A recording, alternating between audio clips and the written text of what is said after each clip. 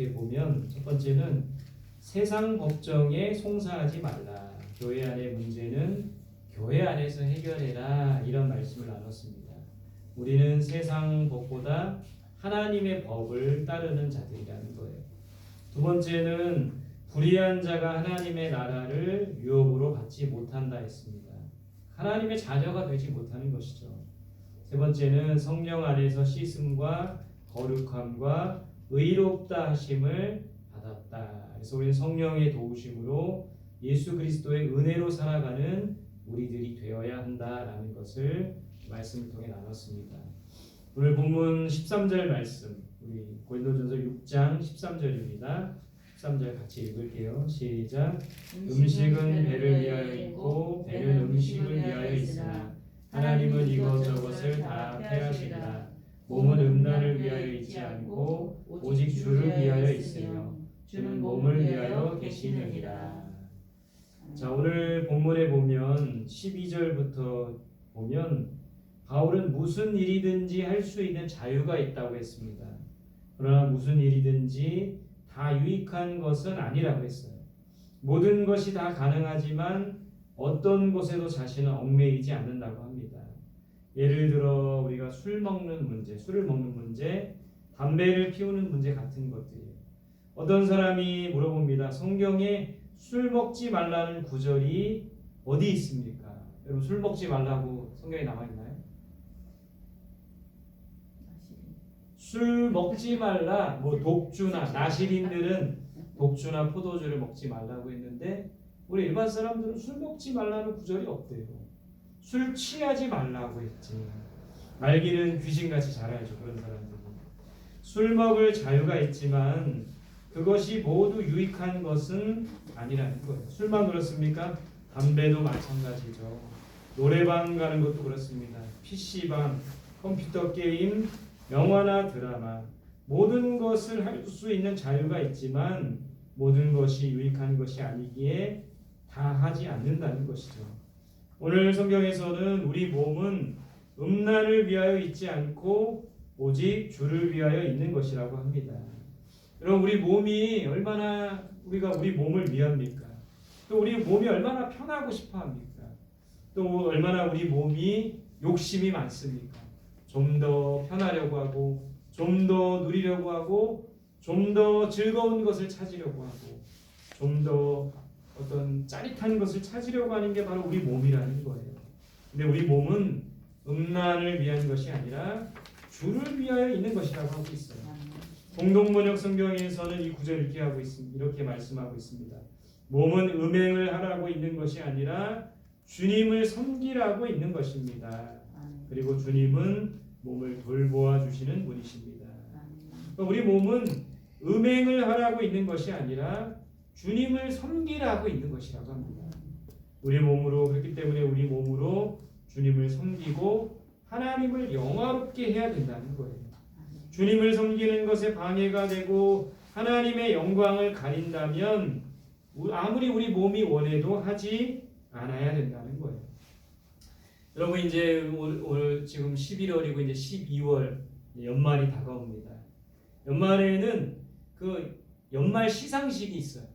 그래서 연예인들 연예 대상, 또 연기 대상, 가요 대상 이런 시상식들이 있습니다.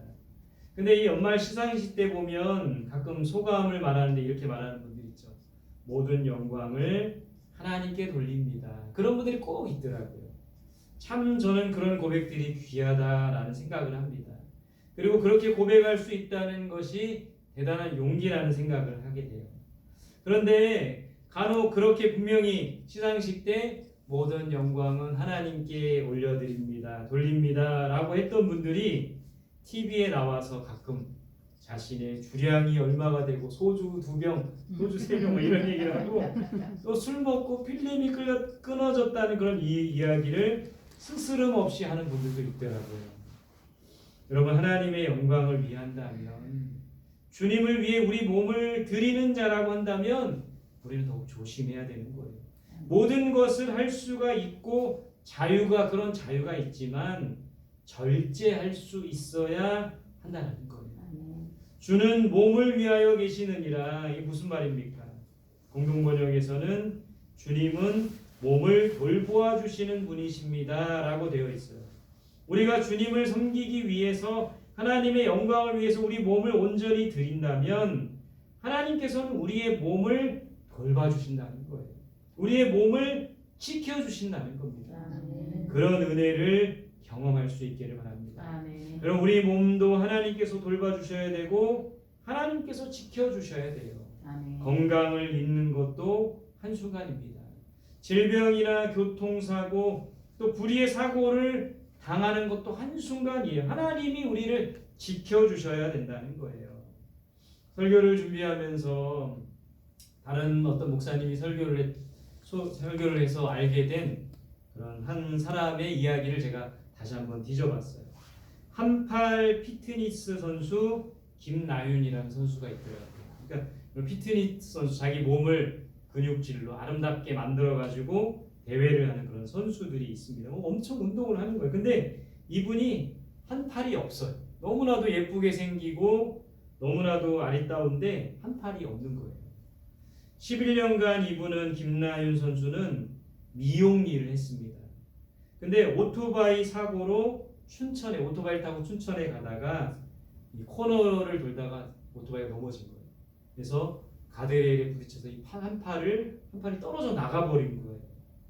12개월 동안 재활 치료를 합니다. 팔도 떨어져 나갔지만 뼈가 19군데나 부러졌대요. 그리고 한 팔이 이제 떨어져 나가고 척추도 다쳐서 척추 측만증이 오는 겁니다. 그러니까 절망과 좌절 속에서 하루하루를 살아갔던 거예요. 근데 이분이 이제 척추 측만증 때문에 운동을 시작한 거예요. 한 팔을 갖고도. 그러면서 이제 운동을 하게 돼서 게다가 피트니스 선수까지 되었다고 합니다. 그래서 이 두 팔이 건강한 사람도 이 피트니스 선수 하는 것이 어려운데 한 팔을 가지고도 열심히 운동을 한 거예요. 이분이 얼마나 독하게 운동을 했냐면 23층 아파트를 하루에 5번 왕복하는 그런 운동을 하면서 운동을 했어요. 그래서 2018년에 이분이 사고를 당했는데 3년 후에 이분이 그 대회에 나가서 3관왕을 차지했다고 합니다. 모두에게 인정받는 선수가 되었다는 것이죠.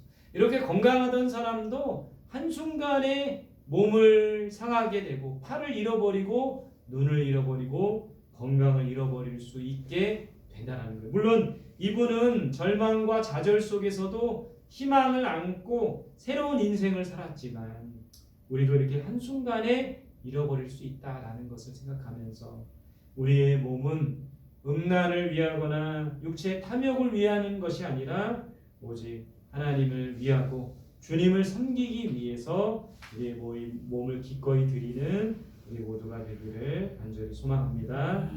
15절 말씀 우리 같이 보겠습니다. 오늘 15절 시작. 너희 몸이 그리스도의 지체인 줄 알지 못하느냐? 내가 그리스도의 지체를 가지고 창녀의 지체를 만들겠느냐? 결코 그럴 수 없느니라. 자, 너희 몸은 그리스도의 지체라고 했어요. 무슨 말입니까? 지체라는 말은 신체의 각 부분이라는 거예요. 팔다리와 몸통을 통틀어 지체라고 합니다. 사도 바울은 성도 간의 유기적인 연합을 말할 때 지체라는 말을 사용했어요. 고린도전서 12장과 에베소서 4장, 골로새서 1장에 보면 이 성도 안의 어떤 유기적인 연합, 그래서 그리스도가 머리이고 우리 성도들이 한 몸이다 이런 이야기를 했어요. 여러분, 우리의 몸이 그리스도의 지체라는 것은 우리가 그리스도와 유기적인 연합을 이루었다는 것을 말하는 겁니다. 그리스도와 한 몸이고 그리스도에게 속한 몸이라는 것을 알려주는 겁니다. 우리의 몸은 그리스도의 지체이기에 창녀의 지체를 만들면 안 된다고 했어요. 여기서 말하는 창녀라는 말은 상징적이죠. 창녀는 음행을 상징합니다. 그리고 죄악을 상징하는 거예요. 우리가 그리스도의 지체가 되었다면 음행을 저지르지 않고 죄악 가운데 있지 않아야 된다는 것을 가르쳐주고 있는 거예요. 우리는 그리스도의 지체입니다. 그리스도와 한 몸이며 그리스도와 온전히 연합한 사람이라는 거예요. 그렇다면 더 이상 죄의 종로로 타면 안 됩니다. 죄악을 벗삼으면 안 되는 거예요. 죄를 버리고 음행을 버리고 거룩하신 주님과 하나됨을 이루어야 된다는 것이에요. 여러분 이게 어디 마음대로 됩니까? 마음대로 되지 않습니다.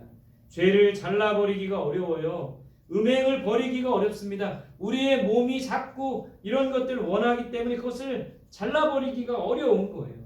죄가 곧 나이고 내가 곧 죄이기 때문에 그렇습니다. 그렇다면 어떻게 해야 됩니까? 내가 죽어야 되는 것이죠. 갈라디아서 5장 24절에 보면 그리스도 예수의 사람들은 육체와 함께 그 정욕과 탐심을 십자가에 못 박았느니라. 여러분 우리가 그리스도의 지체고 그리스도와 온전히 한 몸을 이루기 위해서는 육체와 함께 우리 정욕과 탐심을 어디에 못 박아야 돼요? 십자가에 못 박아야 되는 거예요. 그렇게 될 때 그리스도의 지체, 그리스도와 온전히 연합한 그런 한 몸을 이룰 수가 있게 된다는 거예요.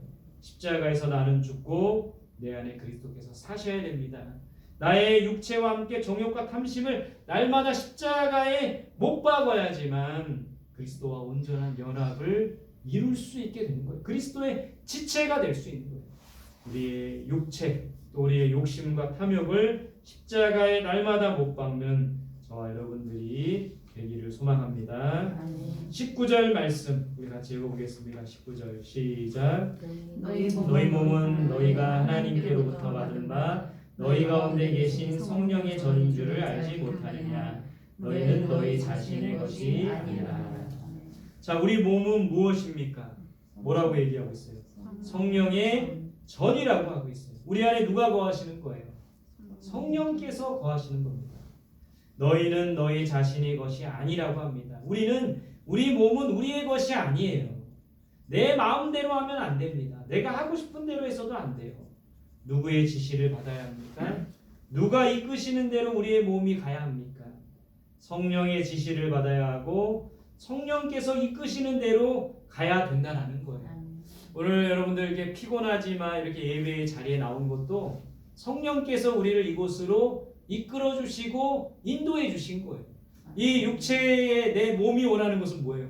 집에 가서 일찍 가서 따뜻한 밥 먹고 쉬는 거죠. 근데 이 성전에 나온 것은 성령께서 이끄시고 인도하신 가운데 나온 거예요. 그런 면에서 여러분들을 축복하고 여러분들에게 하나님의 은혜가 있기를 소망합니다.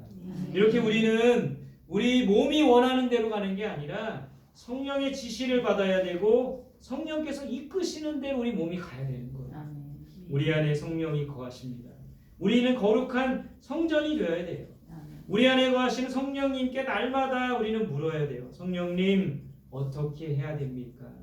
도와주시고 인도해 주시고 가르쳐 주세요. 성령의 인도하심을 받아야 돼요. 성령의 도우심으로 하루하루를 살아야 합니다.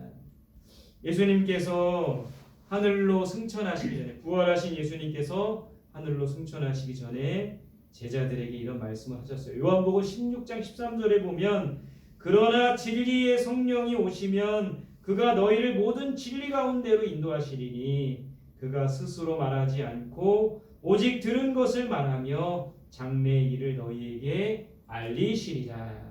성령께서 오시면 이 제자들을 모든 진리 가운데로 인도하신다고 하셨어요. 그리고 장래의 일을 너희에게 알려줄 것이라고 말씀하셨습니다. 이와 같이 우리는 성령의 인도하심을 받아야 돼요. 성령의 도우심으로 살아가야 되는 겁니다. 로마서 8장 26절에 이와 같이 성령도 우리 연약함을 도우시나니 우리는 마땅히 기도할 바를 알지 못하나 오직 성령이 말할 수 없는 탄식으로 우리를 위하여 친히 간구하시느니라. 성령께서 우리 연약함을 도와주신다는 거예요. 여러분 우리가 얼마나 연약합니까? 우리가 얼마나 부족합니까? 오늘을 살아가면서도 우리가 그걸 느끼지 않으십니까? 성령이 도와주시는 거예요. 성령이 이끌어 주시는 거예요. 성령이 인도해 주시는 거예요. 성령이 거하는 거룩한 전이기 때문에 내 마음대로 내가 원하는 대로 육신의 탐욕과 욕망대로 나의 몸을 그쪽으로 던지는 것이 아니라 그것을 끊고 성령의 도우심과 성령의 인도하심 따라서 우리의 몸이 살아갈 수 있어야 된다는 거예요. 그런 저와 여러분들이 되시기를 소망합니다. 교회를 개척할 때, 이 성원교회를 개척할 때 성령께서 도우시고 성령께서 인도해 주셨어요. 이 교회 지금은 이렇게 교회가 이제 우리 성원교회가 4년이 돼가는데 여기가 이제 방앗간 자리였어요. 우리 권사님 아드님이 하신 순수 방앗간 자리였고 아무것도 이 교회로서 이제 갖춰진 것이 없었습니다. 장소를 임대하고 인테리어를 하고 또 음향 기기를 넣고 냉장고, 김치 냉장고, 또 빔 프로젝트, 이 책상과 의자, 여러분들이 앉고 계신 책상과 의자, 테이블, 또 컴퓨터, 이 강대상과 헌금함, 이 생각해보니 아무것도 없었는데 순식간에 이제 이게 이루어졌어요. 무에서 유를 하나님께서 창조하신 겁니다. 아무것도 없는 곳에서 교회를 세우신 것이죠. 성령께서 인도해 주셨고 성령께서 도와주셔서 교회가 세워졌습니다. 이제 우리 성원교회가 교회 건축을 앞두고 있습니다. 그때와 상황이 저는 비슷하다라는 생각을 하게 돼요. 지금 상황으로는 교회 건축이 불가능한 거예요. 왜냐하면 교회 건축할 땅도 없고 건물을 지을 여력도 없는 것이죠. 그러나 하나님께서 뜻하신 일이라면 성령께서 인도해 주시고 도와주실 것이라 확신합니다. 성전 건축을 앞두고 제 마음속에 이런 마음이 들었어요. 절대 무리하지 말자. 교회도 가정도 개인도 큰 빚을 지지 않고 건축을 했으면 좋겠다라는 생각을 했어요. 그래서 어떻게 해야 되나 고민하다가 하나님께서 제 마음 가운데 이런 마음을 주셨어요. 벽돌을 쌓아라. 옛날에 여러분들 우리 어르신들 박성훈 권사님 기억하실지 모르겠지만 그때 그렇게 경험하셨겠지만 교회를 지을 때는 교인들이 벽돌을 하나하나씩 쌓는 거예요. 인건비를 줄이려고 건축비를 줄이려고 벽돌을 하나하나씩 이렇게 쌓았다는 얘기를 저는 직접 경험하지 않고 듣기만 했어요. 그래서 하나님이 제 마음 가운데 주신 마음은 벽돌 쌓기를 해라. 무리하지 말고 벽돌을 한 장씩 쌓아라. 그러다 보면 교회가 건축될 것이다. 이런 마음을 주신 거예요. 그래서 우리 교회가 필요한 부지와 건물 건축위원들이 모여서 얘기해 보니까 대략적으로 6억 원 정도가 들 것이라고 예상을 해요. 그래서 벽돌 한 장에 10,000원 계산해서 6만 장을 쌓으면 교회를 건축할 수 있을 거다. 이런 생각이 드는 거예요. 그래서 6억 원 하면 이거 어떻게 돼요? 어떻게 합니까? 6억 원. 그러나 벽돌 6만 장 하니 왠지 부담이 덜 되는 그런 느낌이 드는 겁니다. 똑같지만 여러분 한 장 한 장 쌓다 보면 6만 장이 그보다 더 많은 것들이 쌓이지 않을까라고 생각을 해봅니다. 여러분 이 일이 정말 하나님께서 기뻐하시는 일이라면 사인을 달라고 제가 기도했어요. 그런데 어느 분이 어려움 가운데 건축 헌금을 해주셨습니다. 벽돌 100장을 쌓아주셨어요. 이번 며칠 전에 제 마음속에 감동이 있었고 하나님께서 하실 일을 기대하게 되었습니다. 이렇게 한 장 한 장 쌓다 보면 교회가 이루어지지 않겠습니까? 4년 전에 우리 성원교회를 개척할 때도 가장 먼저 이 교회 개척을 위해서 헌금해 주신 분이 100만 원 헌금을 해주셨어요. 근데 교회를 건축한다고 했더니 또 100만 원을 누군가가 헌금을 해주셨습니다. 그때 4년 전에 그 100만 원 헌금을 받고 뜨거운 눈물이 주르르 흘렀어요. 그러면서 하나님께서 이 교회를 세우는 것을 기뻐하시는구나. 정말 하나님의 뜻이 이 교회 가운데 있구나. 그 뜨거운 눈물이 주르르 흘렀습니다. 그와 마찬가지로 이번에도 그런 뜨거운 마음이 들었어요. 하나님께서 교회 건축을 기뻐하시는구나. 우리가 더 기도하며 분별해야겠지만 하나님의 뜻이라면 하나님께서 친히 이루어 주실 것이라 믿습니다. 아멘. 성령께서 우리의 걸음을 인도해 주시고 성령께서 도움을 주실 것이라 믿는 거예요. 아멘. 물론 마음이 뜨거웠지만 현실은 달라질 게 없어요. 그러나 우리가 벽돌을 한 장 한 장 쌓는 마음으로 쌓다 보면 하나님께서 이 교회를 또 세워가시겠다라는 믿음이 제 안에 생기게 된 거예요. 우리 성도들이 함께 그 마음으로 벽돌 한 장 한 장을 쌓아 나가야 된다는 거예요. 여러분 우리 몸이 성령께서 거하시는 거룩한 전이 되어야 되는 거예요. 이 건물을 세우는 것보다 교회 건축을 제가 전에 교회에 있을 때 교회 건축하는 과정들을 쭉 봤는데 건물이 세워지는 것이 먼저가 아니에요. 우리가 성령께서 거하시는 거룩한 전이 되는 것이 먼저입니다. 우리가 우리의 몸을 음란을 위해서 드리지 않고 우리의 탐욕을 위해서 드리지 않고 거룩한 전이 되도록 주님을 섬기는 일에 우리 자신을 드리게 된다면 하나님의 뜻이 우리를 통해서 온전히 이루어진다라는 것을 오늘 말씀을 통해 우리가 깨달아야 될 것이라는 거예요. 자, 마지막 20절 말씀 우리 같이 한번 읽어보겠습니다. 20절 시작. 값으로 산 것이 되었으니 그런즉 너희 몸으로 하나님께 영광을 돌리라. 자, 우리의 몸은 우리의 것이 아닙니다. 하나님을 위한 몸이에요. 성령께서 우리 안에 거하시는 거룩한 성전이라는 거예요. 왜 우리의 몸이 우리 게 아닙니까? 나에게도 하나밖에 없는 내 소중한 몸인데 왜 우리 게 아니라는 거예요. 20절에 보면 우리 몸은 값으로 산 것이라고 했어요.